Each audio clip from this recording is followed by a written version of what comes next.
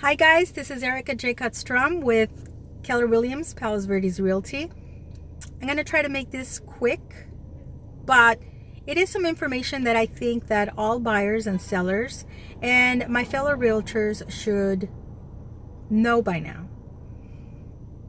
Basically, when you open escrow, the escrow will send you something called escrow instructions, and within there is something called statement of information. It's basically a form that you fill out as the buyer or the seller with all of your personal information for the last 10 years, where you've lived, where you've worked, and so on and so forth.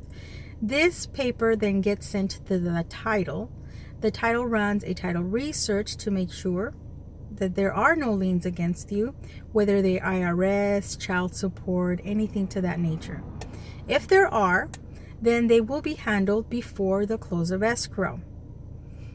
Basically what that means is that before escrow closes, the buyer needs to have sufficient funds to pay off that lien along with their closing costs and down payment.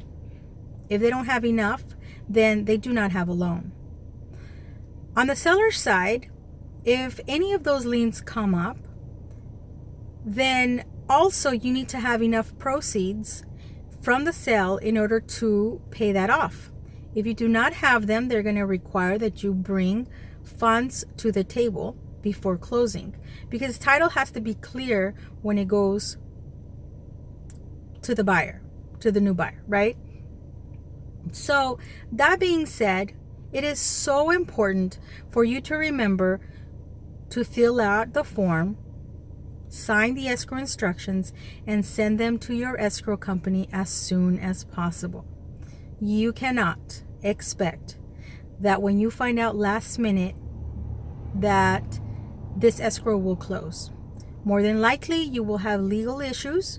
Why is that? Well, because you're in a binding contract, and if you've signed off on all of your contingencies, so pay attention, you could lose your deposit and be liable for breach of contract.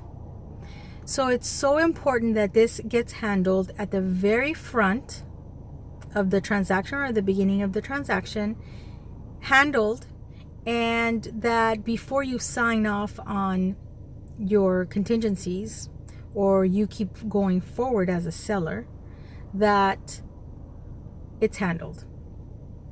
You do not want to be in a breach of contract. So anyhow, if you guys have any questions, let me know. Send me a personal message. I will be happy to answer any of your questions.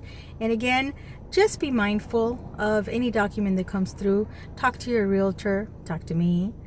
Or as a realtor, gosh, please be sure to handle it, because finding out last minute is a problem. Rate locks expire. People are in a position to close, and when things like this blow up, there's a problem. Anyhow, thank you so much for listening, and have a blessed day.